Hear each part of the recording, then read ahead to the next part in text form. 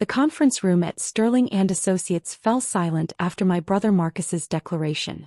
11 rental properties in prime Florida locations: Tampa, Orlando, Miami Beach.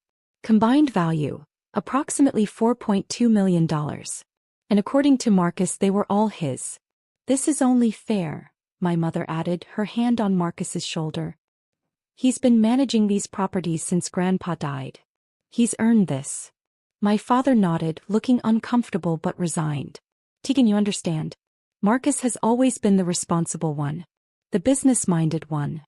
My Aunt Rebecca smirked from across the mahogany table. "What would you even do with rental properties, Tegan? You work at some government office doing paperwork." I kept my expression neutral, my hands folded calmly in my lap. 5 years. I'd kept this secret for 5 years, watching, documenting, waiting for exactly this moment. "Well." Marcus leaned back in his leather chair, arms crossed. "Nothing to say? No tantrum? Good. Maybe you're finally growing up and accepting reality." I looked at my father. Really looked at him. He was 73 now, grayer than I remembered. He'd always chosen Marcus. Always. The golden child who could do no wrong. "Dad," I said quietly. "You really don't know, do you?" His fork, we'd been having lunch before this impromptu meeting, clattered to the table. His face went completely white. Marcus shot forward in his chair. "Know what?" I smiled. "Everything. Growing up, I was always the overlooked daughter. Marcus was 3 years older, charismatic, confident, the son who would carry on the family legacy. I was quiet, bookish, too sensitive according to my mother. When I was 16, Grandpa Frank pulled me aside at Thanksgiving. "Tegan," he said, "you remind me of myself at your age. Everyone underestimating you because you don't make noise." Grandpa Frank had built his real estate empire from nothing. Starting in 1967 with a single duplex in Tampa, he'd spent 40 years acquiring properties, renovating them, building passive income. By the time I was born, he owned 17 rental units across Florida. "Your father doesn't have the stomach for this business," Grandpa told me during one of our Saturday morning breakfast meetings, a tradition that started when I was 14. "And Marcus thinks money should come easy. He doesn't understand the work." But he saw something in me. The way I asked questions about property values, market trends, tenant screening. The way I actually listened when he explained cap rates and cash-on-cash returns. When I turned 18, Grandpa made me an offer. "I'll pay for your college completely, any school, any degree. But I want you to double major. Business administration and real estate finance. And every summer you work for me. Learning the real business." I accepted immediately. My family barely noticed. Marcus was at Yale studying economics, the pride and joy. I went to University of Florida, a state school, my mother said with thinly veiled disappointment, and worked my tail off. Summers I learned everything. Property management, maintenance coordination, tenant relations, legal compliance, financial analysis. Grandpa Frank didn't just teach me, he tested me. Gave me properties to analyze, decisions to make, problems to solve. "You're a natural," he told me after I identified a tax advantage he'd missed on a property acquisition. "Better than any property manager I've ever hired." But I stayed quiet. Let my family think I was just helping Grandpa with light office work, while Marcus interned at prestigious investment banks. After college, I took a job at the Department of Housing and Urban Development. Government work. Stable, boring, unimpressive. At least that's what my family thought. They had no idea I was in the Office of Policy Development and Research, working on housing market analysis, learning federal housing policy from the inside. "Still pushing papers for the government?" Marcus would say at family dinners, working at a private equity firm in New York. "When are you going to get a real job?" I'd smile. Say nothing. In 2019, Grandpa Frank's health started declining. He was 86, sharp as ever mentally, but his body was failing. He called me to his house in February. "Tegan," he said, "I'm not going to be around much longer. And I've made a decision." He slid a folder across his kitchen table. Inside were quit-claim deeds for 11 properties. Every single rental property still in his portfolio. He'd sold 6 over the years, but these 11 were the crown jewels.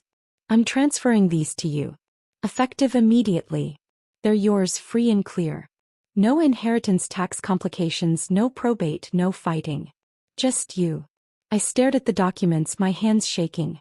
Grandpa, this is worth about $3.8 million total at current market value, he finished. Generating approximately $18,400 in monthly rental income after expenses. I've watched you for 10 years, Tegan. You understand this business. You respect it. You'll protect it. What about Dad? Marcus. His expression hardened. Your father never wanted this responsibility. He made that clear 40 years ago. And Marcus. He shook his head. Marcus has been stealing from me. My stomach dropped. What? I let him take over management 3 years ago. Wanted to see what he'd do. He's been skimming. Collecting rent and cash from certain tenants, pocketing it, reporting lower occupancy rates. I have documentation.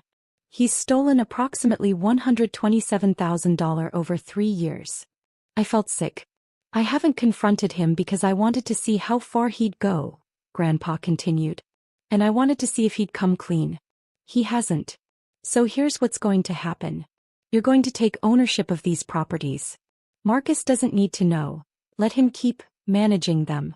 Keep collecting your rent through the property management software. Document everything he does. One day this will all come to light. And when it does, you'll be protected. We filed the deeds that week. Every single property transferred to me. Tegan Marie Caldwell, sole owner. County records, completely legal, completely binding. Grandpa Frank died 4 months later in June 2019. At the funeral, Marcus played the grieving grandson perfectly. He taught me everything about business, he told mourners. He taught you nothing, I thought. And you stole from him while he was dying. For the next 5 years I lived a double life. To my family I was boring government employee Tegan. Sensible sedan, modest apartment, rarely traveling anywhere exciting. My mother would sigh about my wasted potential. Marcus would make jokes about my government salary. In reality I was building an empire. Those 11 properties generated serious income. I kept Marcus as the nominal manager. He thought he was managing them for the estate pending distribution. He had no idea the estate had already been distributed. To me. I hired a forensic accountant to track every dollar Marcus touched. Every skimmed payment, every falsified expense report, every tenant he charged under the table. The evidence folder grew thicker every month. The properties themselves I optimized ruthlessly. I refinanced 3 of them at lower interest rates, increasing monthly cash flow by $2,100. I renovated 2 others, increasing their rental value by 30%. I sold 1 property, a small duplex in a declining area, for $340,000 and used the proceeds to purchase a 4-unit building in an up-and-coming Tampa neighborhood for $425,000. My portfolio grew. By 2024, those 11 properties were now 12, worth approximately $5.1 million, generating $22,300 in monthly net income. But Marcus kept managing them. Kept stealing.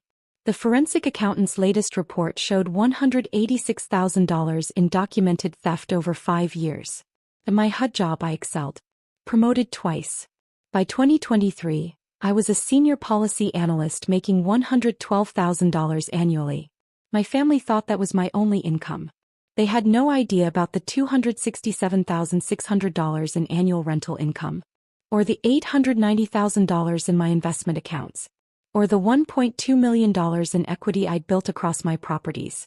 I was by any measure a millionaire, a successful real estate investor, financially independent.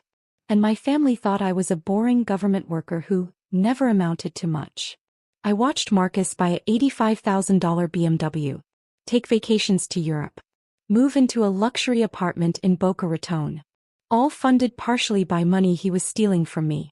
Real estate is so lucrative, he'd brag at family dinners. The management fees alone are incredible. He wasn't earning management fees. He was committing embezzlement.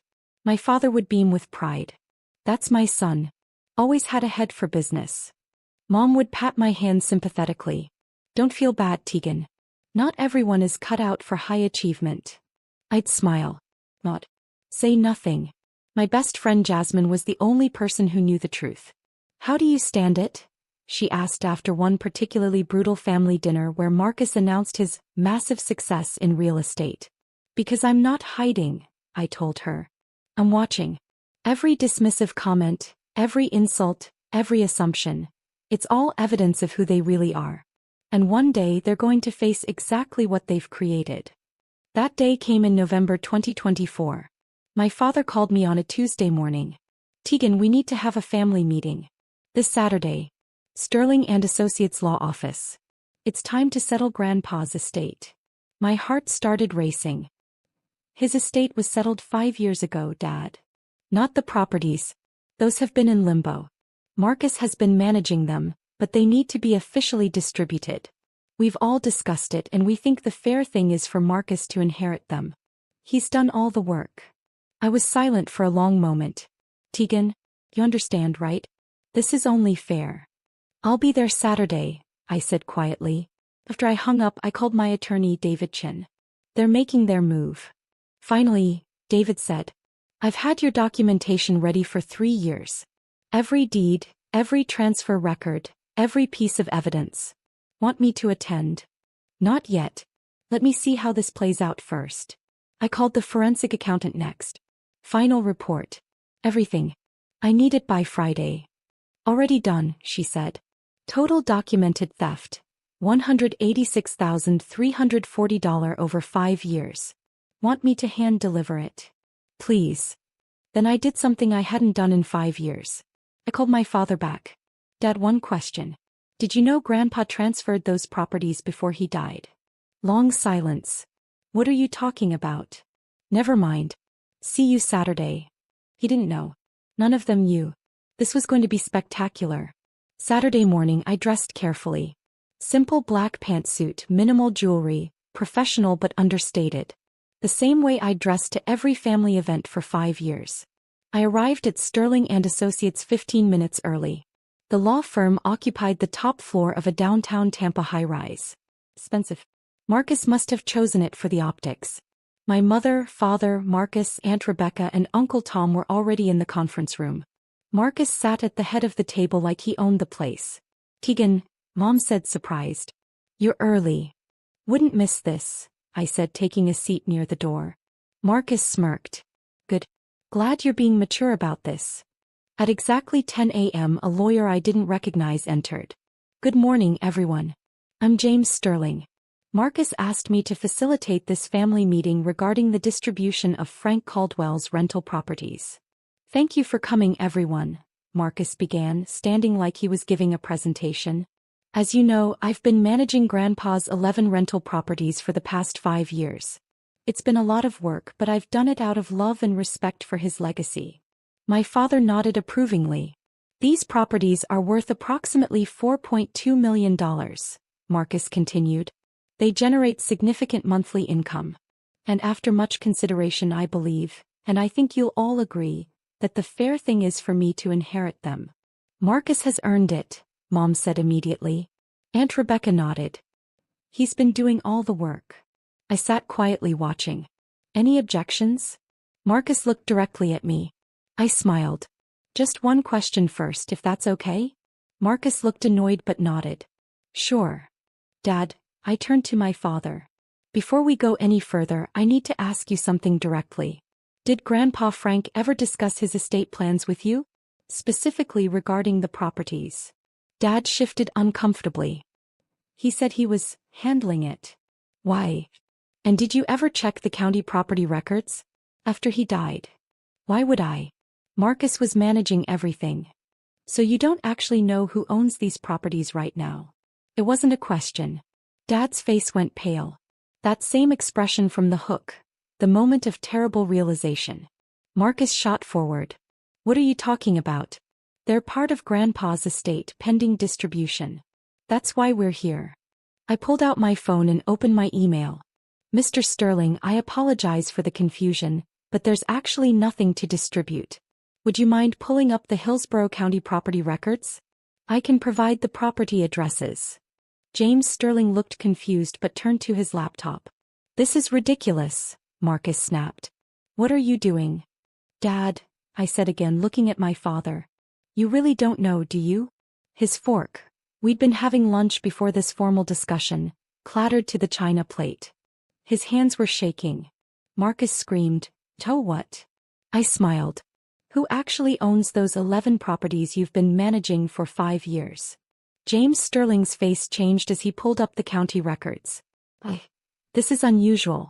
These properties aren't in Frank Caldwell's name. They were transferred in February 2019. Transferred to who? Mom demanded. I stood up and walked to the screen, pulling up the documents on his laptop. One by one I displayed them. Property 1, 2847 Beach Boulevard, Tampa. Deed transferred February 18, 2019. Owner, Tegan Marie Caldwell. Marcus's face went white. Property 2, 156 Sunset Drive, Orlando. Deed transferred February 18, 2019. Owner, Tegan Marie Caldwell. This is impossible, Mom whispered. Property 3, 8934 Collins Avenue, Miami Beach. Deed transferred February 18, 2019. Owner, Tegan Marie Caldwell. Kept going. All 11 properties. Every single one. Wait, Dad said, his voice shaking. You've owned these properties for 5 years? Since 2 weeks before Grandpa died, I confirmed. He transferred them to me via quitclaim deed. Completely legal. Filed with the county. Public record. Anyone could have checked. You're lying, Marcus said, but his voice cracked. This is some kind of fraud. Would you like to see the original deeds? I pulled out a folder from my bag. I have certified copies. Or we can call the county clerk's office right now. Or you can check the property tax records. I've been paying all property taxes since 2019. James Sterling was scrolling through documents, his professional demeanor cracking. These are legitimate. Filed properly, notarized, recorded. Ms. Caldwell has been the legal owner since February 2019. The room erupted. How could you keep this secret? Mom shouted. Why didn't Grandpa tell us? Aunt Rebecca demanded. But I was watching Marcus. Watching the realization dawn on his face. The terrible understanding. Marcus, I said quietly. Do you know what this means? He couldn't speak. It means that for 5 years, you haven't been managing Grandpa's properties. You've been managing my properties. As my employee. Without a contract. Without my explicit authorization. Dad said I should. And more importantly, I continued, pulling out another folder. It means that every dollar you skimmed, every rent payment you pocketed, every falsified expense report you filed. That wasn't theft from an estate. That was theft from me. Direct embezzlement from the legal property owner. I opened the second folder. The forensic accountant's report. This is a complete financial analysis of every transaction you've made over 5 years. Conducted by Morrison & Associates, a licensed forensic accounting firm. I started reading. Unit 2847 Beach Boulevard.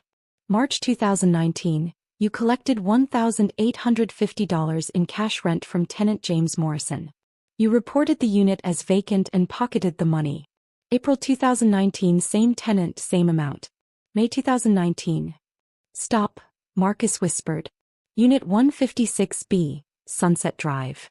You charged tenant Maria Gonzalez a $300 late fee that doesn't exist in her lease.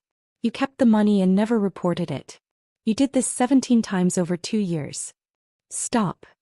Over 5 years, I said, my voice steady and cold.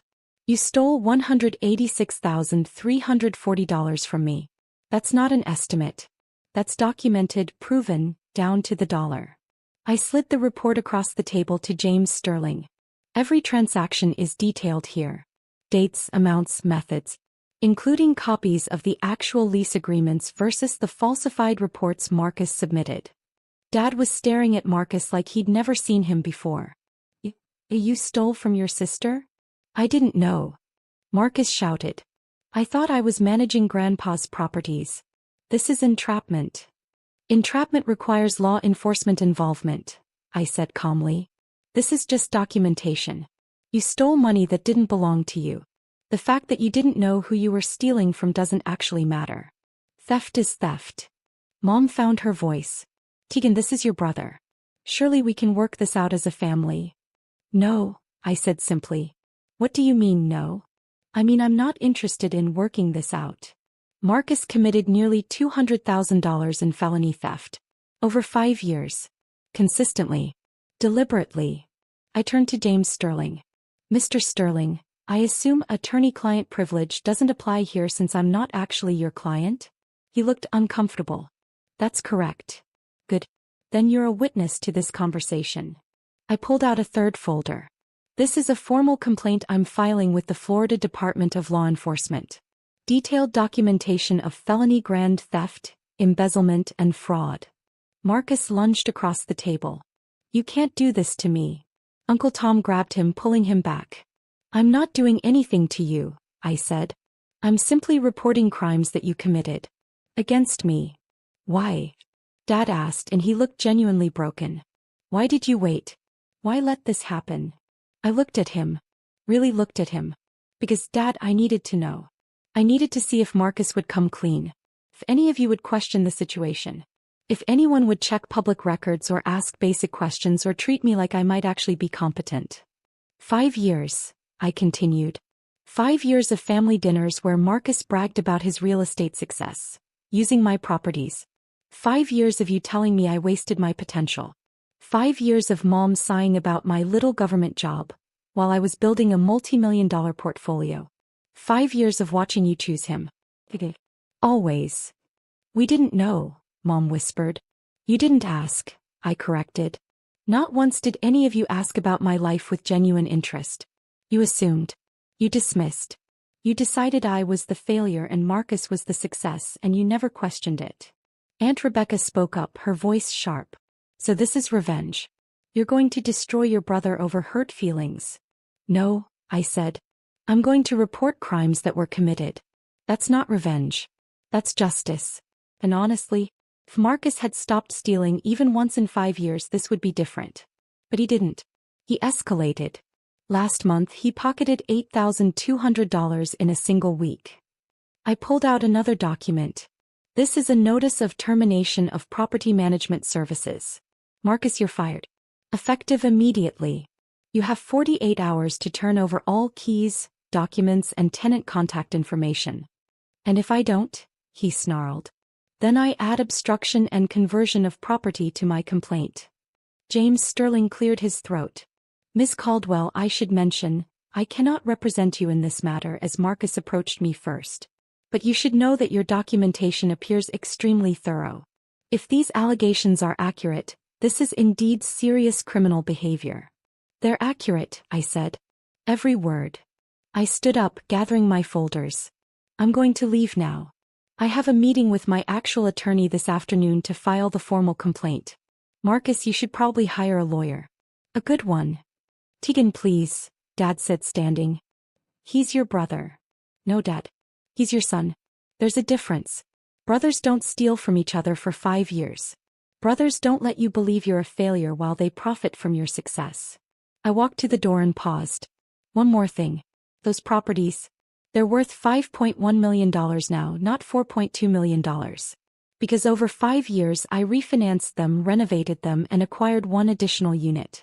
That's what actual real estate management looks like. I generate $22,300 in net monthly income from those properties. That's $267,600 annually. On top of my $112,000 government salary. I'm not a failure, Dad. I'm a millionaire. I've been one for 3 years.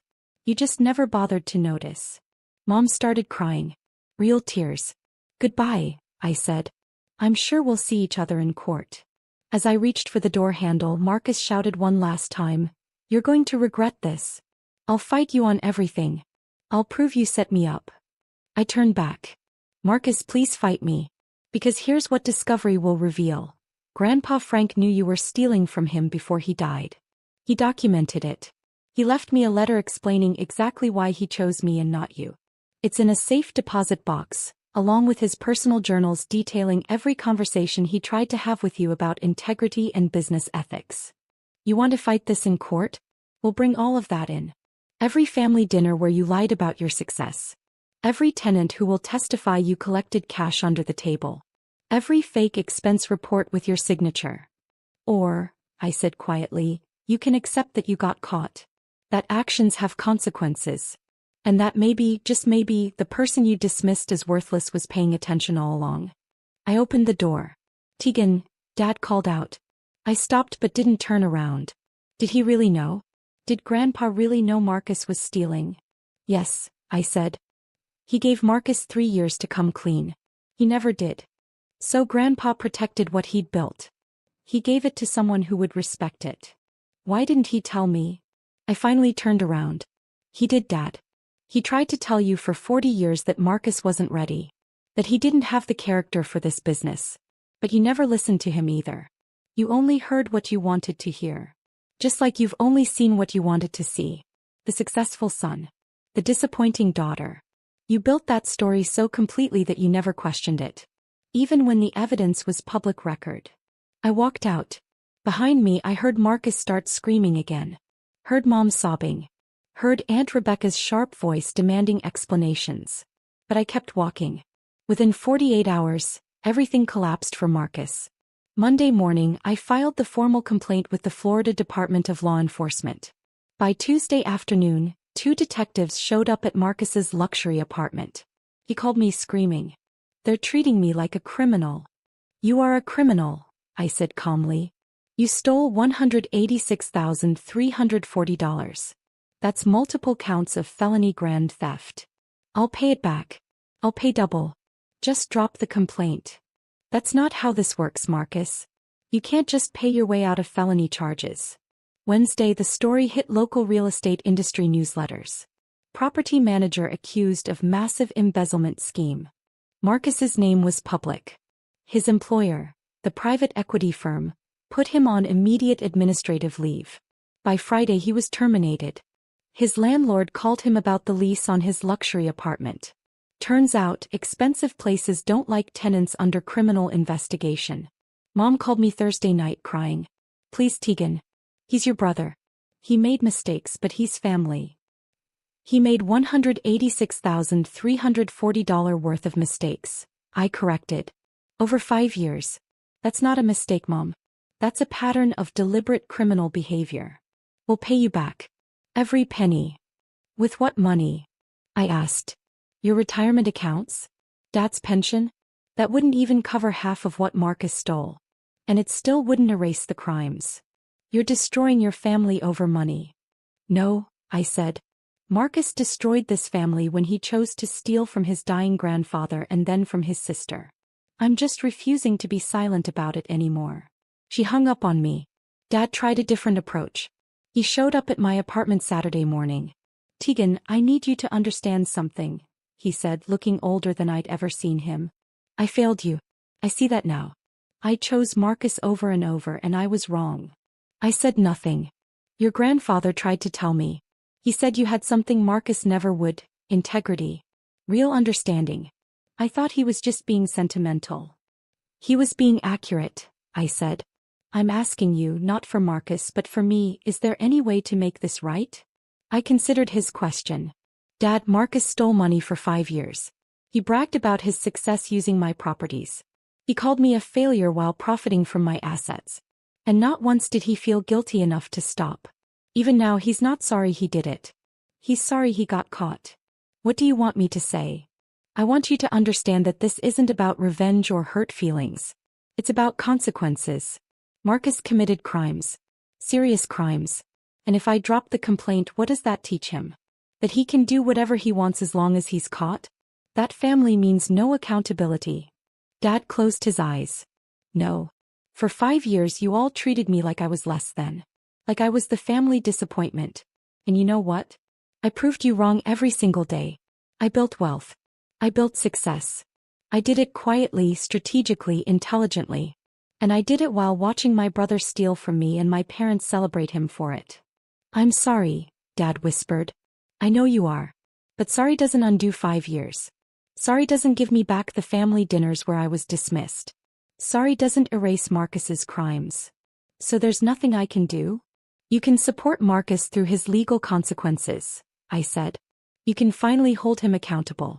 You can stop making excuses for him and let him face what he created. That's what he actually needs.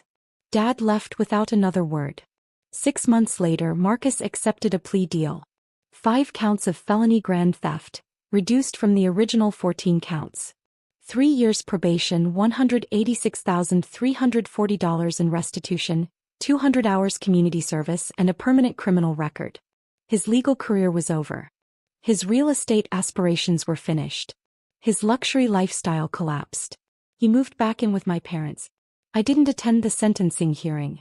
My attorney represented my interests.